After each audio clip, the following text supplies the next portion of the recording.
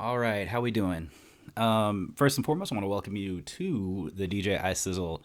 I guess it's kind of a podcast. It's more just like kind of a vlog and just a little bit like talking about past experiences as a DJ, as well as some tips and tricks if you are a new DJ and you're not really sure where to start, where to, you know, you don't have a lot of experience, so maybe you're here because you want to learn a few things. And let's go ahead and talk about DJing at clubs and bars. This is something that originally I started off as a wedding DJ, and then I've slowly started DJing at clubs and bars, as well as actually some steakhouses for celebrations. And sometimes, the club owner will tell me that they already have their own equipment there, or you don't need to bring your equipment. And I highly recommend, if it's your first time playing at the club, that you bring your equipment. And the reason I say that is because, like, venues, we don't know who's used the equipment before. We don't know if there's some like shortage in some wires or something, or maybe one of the speakers is you can't turn it up as much because maybe something's blown on it, or you don't know if maybe the microphones, like maybe there's a speaker in front of you that's going to cause feedback. Can be the worst. It can be the worst situation if the venue has some equipment that maybe isn't as good as your equipment even. So I always recommend, if it's a first show at the venue, I mean, granted, unless this is like a really well-established nightclub and they're always having DJs in there. But I'm talking about if it's kind of a smaller venue and this may be like the first time, or they have bands in there sometimes, but they're trying out a DJ for the first time, then definitely bring your equipment, have it all set up. And then once you play that show, then you can kind of look at the venue's equipment, and then you can kind of talk to the owner and say, hey, would it be okay if I showed up a little bit earlier on the next performance? Because I'd like to use your system here, but I want to kind of practice a little bit before I do. Because you'll find that the sound from your speakers and then someone else's speakers is going to be completely different. And then when you're out there mixing songs and stuff, you don't know how a certain song is going to sound on a certain speaker. And if you've been using your own equipment, you know exactly how it's going to sound. You know exactly what to adjust. Let it be, this song has a little too much bass in it, so you got to bring it down. You know what your speakers can handle versus somebody else's speakers that, frankly, we don't know. We don't know anything about that. So, in an effort to make you look good as a DJ and to sound the best you can, definitely use your equipment the first time if that's something that they're okay with. If not, I would definitely recommend showing up a little bit early, probably about 2 hours before the actual show is supposed to start. And then that'll give you some time to kind of do a microphone check. It'll give you some time to just do like a quick little warm-up mix, test out your speakers, sound levels, and then just kind of see like if they also have like multi-zone speakers. This one club I played at, they had speakers all the way in the back, and then they had speakers up front. And they actually had special controls for that, but I didn't know that until I was like, well, is there a control for the back speakers as well? They're like, oh, yeah, it's right there. So I was like, oh, okay, cool. So then that way the people on the dance floor up front, they're going to want the music louder than the people all the way in the back. They're probably socializing or talking really loud anyways. So if the music is the same level as up front where the people are partying and dancing, it's going to be like super loud back there. And no one's really wanting to dance back there. I mean, they're probably going to be just wanting to, drink, take some shots, drink some wine, drink some beer, socialize. So you want to make sure that that level in the back of the club is a little bit lower, and then that way it doesn't intrude too much on people's conversations. Now, keep in mind, this is a nightclub. It should be loud, but not too loud. Because I think if you put it up too loud, the bartenders are trying to talk to the the customers, and they're like yelling at each other, and it's just frustrating for the wait staff because they can barely talk to people, take orders. So you got to kind of keep that in mind. Maybe bring it down just a little bit, unless the club owner tells you, man, hey, turn that stuff up as loud as you can. People want to party in here.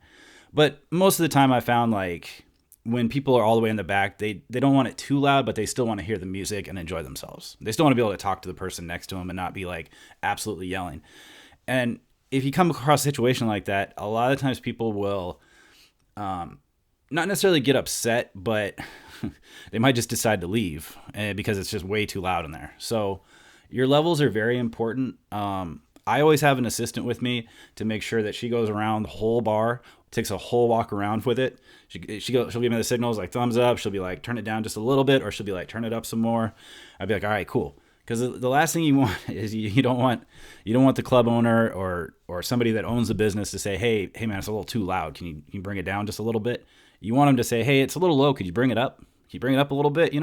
Those are good things to have. So even if they tell you to turn it down a little bit, it's no big deal. I mean, it's what it is, and that's just them letting you know, like, hey, this is my preference. Like, just kind of keep it within this level. And usually it's a very successful night. I also find the later in the evening, you can kind of bring your levels up a little bit more in the club because people are a little more drunk. They're a little more loose. They're not as like just arriving and they haven't had their first drink yet, or they haven't had like a appetizer yet. So you want to keep all this in mind. Like if you're going out to a club, you're usually not loose until like maybe the second drink. Like the first drink, you're feeling pretty good. And then by the second one, you're just like, yeah, you're like turn up that music. Let's party. So let's say, for instance, the club opens at 8. Well, I'll slowly bring my levels up. So if the club closes at, let's say club closes at midnight, right? So by midnight, your level should be up pretty well. And if everybody's partying, everybody's on the dance floor, they're going to want the music, pretty loud. I mean, don't go overboard with your sound and everything, but keep it at a level where, keep it at a good level. And you are, when people are arriving to an event, unless the club owner tells you like just turn up the music, let's get it going, you usually want to kind of keep it a little bit like competitive.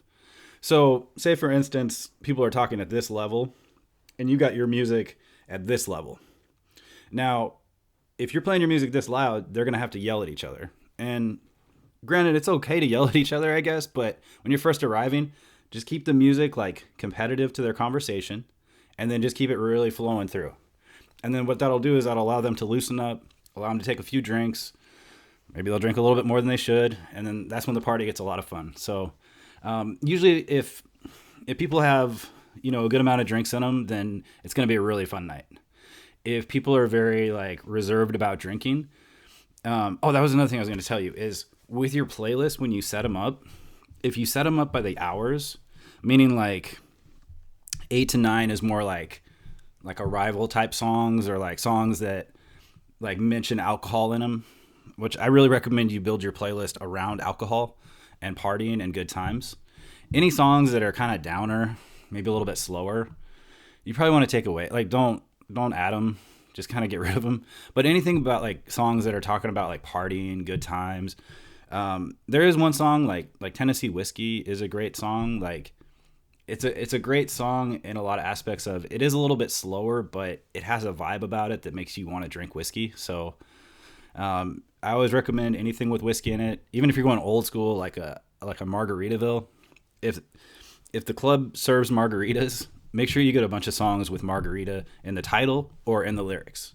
Also, I recommend if you're playing a club on a Friday or a Saturday, look for songs that have Friday like within the lyrics. Or something about the weekend or Saturday in the lyrics. What you're going to do is you're going to create this language while you're playing the music that lets people know like, oh yeah, it is Friday night. Like, yeah, maybe we should have a margarita. Like that sounds pretty good. Let's do a margarita. You guys want to do a margarita? Let's do a bunch of margaritas. So another key goal too, when you DJ at clubs and bars is you want to get the alcohol tab up. So any music with alcohol in it, like mentioning alcohol or, any content towards that, like whether it be like Bud Light, whether it be like, let's have ourselves a drink, let's celebrate, cheers. Anything that has that within a song is probably going to be a really good choice because it's going to, you're basically like hypnotizing your crowd, which they probably don't know that you're doing this, but you're playing songs that are like mentioning and putting it on their minds. It's like, maybe I should have another round. Why not? It's Friday. Why not? We're off work, we're celebrating the weekend, let's have fun. Let's not think about tomorrow. Let's be young again, That's what I would recommend with your playlist. Now, when it comes to lighting in clubs, I found that certain clubs are all different when it comes to lighting. So something you're going to want to look out for is your lighting control. Sometimes it's right behind you. Sometimes it's a remote control, like a separate control. Also, I had the idea. I was like, well, I'll bring in some of my lighting. But what I found with the clubs and stuff is like, you don't necessarily need your own lighting. So I recommend, you can bring it with you, but you're probably not going to bring it in.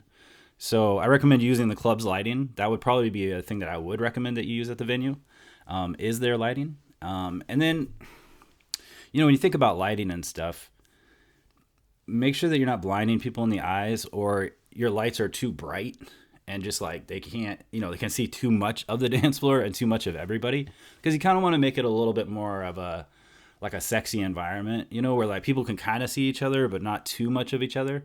So you want to keep your lighting up there but not too far up there, and you don't want to be blinding people in the face. That's like the worst thing you can do with lighting. They're all trying to dance and they're just like, I can't see anything. And then too much strobe light is never a good thing. I'm not really a believer in strobe lights anymore. I remember when I was DJing when I was younger, I would love the idea of a strobe light. But then what I found out nowadays, it's like there's a lot of people that are actually, I don't want to use the word allergic, but they're very like responsive to strobes, and sometimes it can give them like a seizure.